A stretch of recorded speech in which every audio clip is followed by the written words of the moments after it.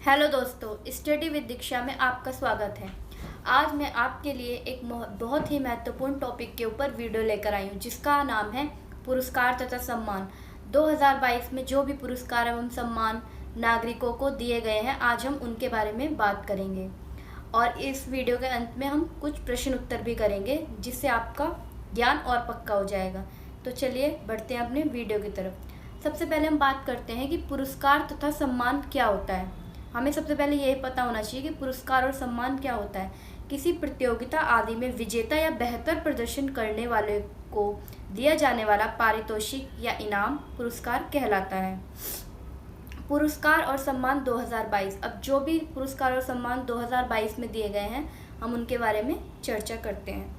सबसे पहले अंतर्राष्ट्रीय बुकर पुरस्कार। तो हमें ये पता होना चाहिए कि अंतर्राष्ट्रीय बुकर पुरस्कार कौन से क्षेत्र में दिया जाता है। तो ये साहित्य के क्षेत्र में दिया जाता है। तो ये क्वेश्चन पूछा जा चुका है बहुत बार कॉम्पिटिटिव एग्जाम में कि अंतर्राष्ट्रीय बुकर पुरस्कार कौन से क्षेत्र में दिया जाता है। तो आप इसे नोट कर लीजिए, ये साहित्य के क्षेत्र में दिया जाता है। और 2022 में ये पुरस्कार किसे मिला है, तो चलिए इसके बारे में बात करते हैं।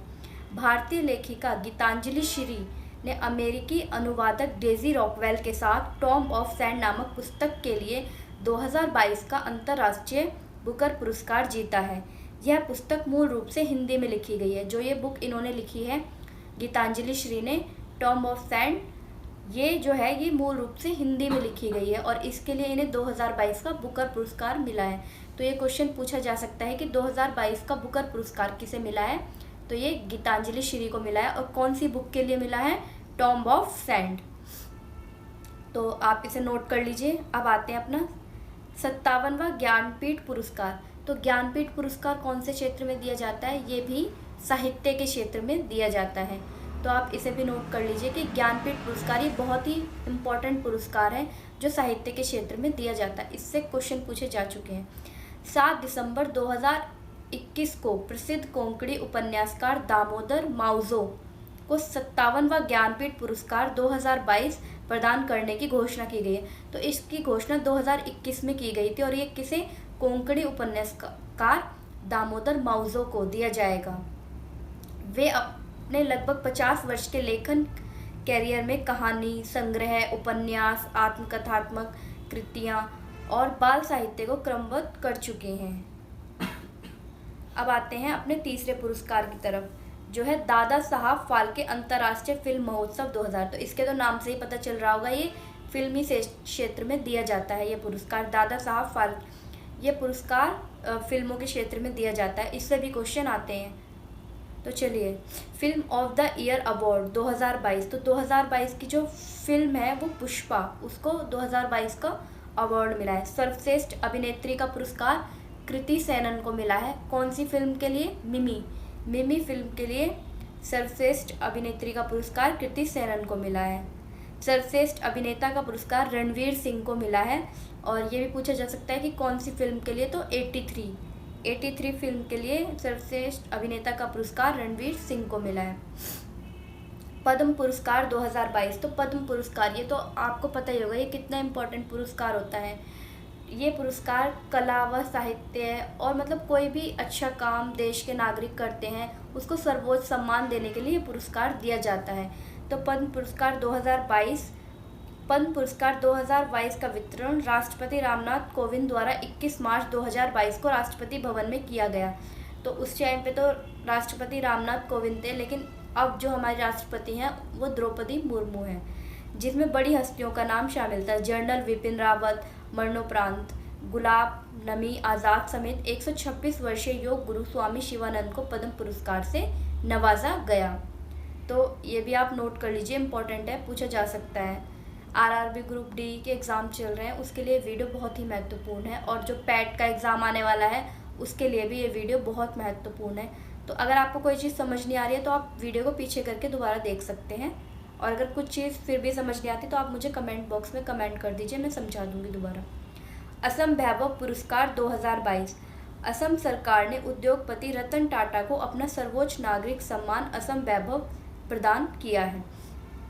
तो असम वैभव पुरस्कार 2022 किसे मिला है, रतन टाटा को। अब चलिए, अब कुछ पुरस्कारों की बात करते हैं जो दिए गए हैं। फेमिना मिस इंडिया 2022 कौन बनी है? सिनी सेठी। फेमिना मिस इंडिया 2022 सिनी सेठी बनी है। विश्व खाद्य पुरस्कार 2022 सिंथिया रोसेंज-वेग को दिया गया है। विश्व खाद्य पुरस्कार 2022, ये बहुत ही इंपॉर्टेंट क्वेश्चन है, इन्हें नोट कर लीजिए, इनमें से एक क्वेश्चन जरूर पूछा जाएगा। पुलित्जर पुरस्कार 2022 बांग्लादेश मूल की चित्रकार और कहानीकार फहमीदा अजीम। मिसेस इंडिया वर्ल्ड 2022-23 सरगम कौशल। मिसेस इंडिया, जो फेमिना मिस इंडिया है वो तो सिनी शेट्टी हैं, लेकिन मिसेस इंडिया वर्ल्ड 2022-23 सरगम कौशल। अंतर्राष्ट्रीय साहसी महिला पुरस्कार 2022 मोस्ट इम्पॉर्टेंट। अंतर्राष्ट्रीय साहसी महिला पुरस्कार 2022 रिजवाना हसन, और ये बांग्लादेश की हैं। नेताजी सुभाष चंद्र बोस पुरस्कार जापान के पूर्व प्रधानमंत्री शिंजो आबे को दिया गया है। नेताजी सुभाष चंद्र पुरस्कार जापान के पूर्व प्रधानमंत्री शिंजो आबे को दिया गया है। एक बार इन्हें दोबारा से देख लीजिए। जो फेमिना मिस इंडिया 2022 है सिनी शेट्टी। विश्व खाद्य पुरस्कार 2022 सिंथिया रोसेनबर्ग। पुलित्जर पुरस्कार 2022 बांग्लादेश मूल निवासी चित्रकार और कहानीकार फहमीदा अजीम। मिसेस इंडिया वर्ल्ड 2022-23 सरगम कौशल। अंतर्राष्ट्रीय साहसी महिला पुरस्कार 2022 रिजवाना हसन, ये बांग्लादेश की हैं। नेताजी सुभाष चंद्र बोस पुरस्कार जापान के पूर्व प्रधानमंत्री शिंजो आबे। तो याद हो गए होंगे तो आपको। चलिए आगे बढ़ते हैं। पुरस्कार और सम्मान से संबंधित सामान्य ज्ञान के कुछ प्रश्न और उत्तर करते हैं। तो चलिए आंसर दीजिए।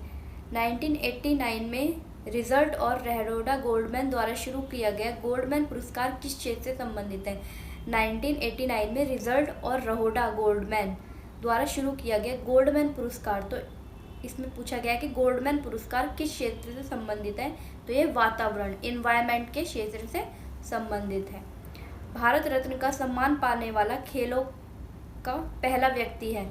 जो भारत रत्न का सम्मान है वो जो हमारे खेल हैं उसमें से किसने प्राप्त किया था? खेलों में पहले व्यक्ति कौन था? तो उनका नाम है सचिन तेंदुलकर। इन्होंने भारत रत्न का सम्मान सबसे पहले खेलों में प्राप्त किया था। गणेश शंकर विद्यार्थी पुरस्कार किस क्षेत्र से संबंधित है? गणेश शंकर विद्यार्थी पुरस्कार, तो ये पत्रकारिता से संबंधित है। ये जो भी मैं क्वेश्चन करा रही हूँ ये बहुत इंपॉर्टेंट है, इन्हें आप जरूर नोट कर लीजिए। अब चलिए बढ़ते हैं अपने अगले क्वेश्चन की तरफ।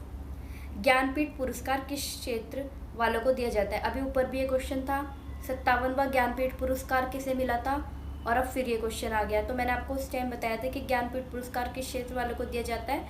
तो साहित्य क्षेत्र वालों को ज्ञानपीठ पुरस्कार दिया जाता है। अब अपना आगे का क्वेश्चन, ज्ञानपीठ पुरस्कार के तहत कितनी राशि पुरस्कृत साहित्यकार को प्रदान की जाती है? तो इसका आंसर है 11 लाख। तो ज्ञानपीठ पुरस्कार साहित्य के क्षेत्र में दिया जाता है और कितनी राशि दी जाती है? 11 लाख की राशि प्रदान की जाती है। गणेश शंकर विद्यार्थी पुरस्कार पत्रकारिता। भारत रत्न का सम्मान पाने वाले खेलों का पहला व्यक्ति है सचिन तेंदुलकर। और 1989 में रिजल्ट और रहोडा गोल्डमैन द्वारा शुरू किया गया गोल्डमैन पुरस्कार किस क्षेत्र से संबंधित है? वातावरण। तो अगर आपको ये वीडियो पसंद आई है तो लाइक, कमेंट, सब्सक्राइब ज़रूर कीजिए और शेयर कीजिए प्लीज़। Thank you.